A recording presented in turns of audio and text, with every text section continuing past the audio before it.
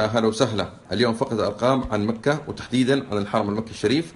أسئلة وأرقام كثير ما يعرفها، نبغى إجاباتها اليوم إن شاء الله حنعرفها. أول معلومة مهمة لازم نعرفها: كم تبلغ المساحات المسطحة للحرم الشريف؟ تبلغ أكثر من 1,164,000 متر مربع. هذه المعلومة بالتأكيد بعد توسعة الملك عبد الله رحمة الله عليه، والآن المسجد يتسع بأريحية لأكثر من 2 مليون مصلي. عدد الأبواب في الحرم الشريف تبلغ 210 باب، وفي إدارة مستقلة اسمها إدارة الأبواب في الحرم المكي الشريف. وأكبر باب هو إيش؟ أكبر باب بدون شك هو باب الملك عبد الله في التوسعة الجديدة. هو الآن يعتبر أطول باب لمسجد في العالم، يعني شوف الناس أحجامهم كيف تحت صغيرة.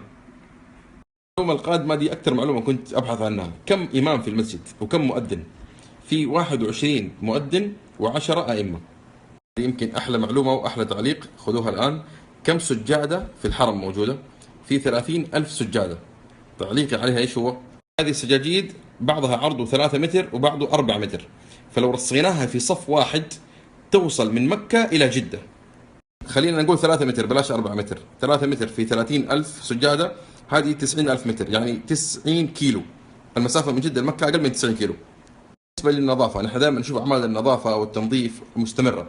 كم مرة في اليوم يتم تنظيف الحرم؟ 5 مرات.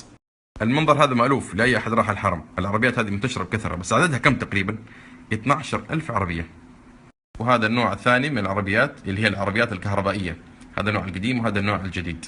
في منها 300 عربية.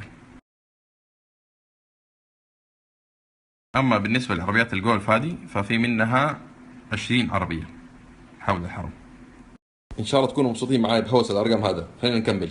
المصاحف في الحرم دائما نشوف مصاحف كثير. تخيل انه سنويا يطبع 1,200,000 مصحف. غير المصاحف اللي في الحرم، في مكتبة الحرم فيها 200,000 كتاب تقريبا و5,000 مخطوطة. طيب، دائما نشرب من زمزم في الحرم. كم كمية استهلاك زمزم بس فقط في الحرم؟ 900 طن يوميا في المواسم. تخيل 900 طن. دائما نشوف في الحرم حلقات التحفيظ أو حلقات القرآن الكريم. تتخيل كم واحد يستفيد منها سنويا؟ 500 ألف شخص. من جد جزاهم الله خير. أعتقد الأصح أنه نحن نقول حلقات القرآن وليس التحفيظ، لأنه مش أغلبهم بيحفظ، أغلبهم بيجي يتعلم كيف يقرأ، بيصححوا له قراءته. وبهذه المعلومة نكون وصلنا لنهاية فقرة أرقام اليوم الخاصة بالحرم المكي الشريف. أتمنى تكون عجبتكم.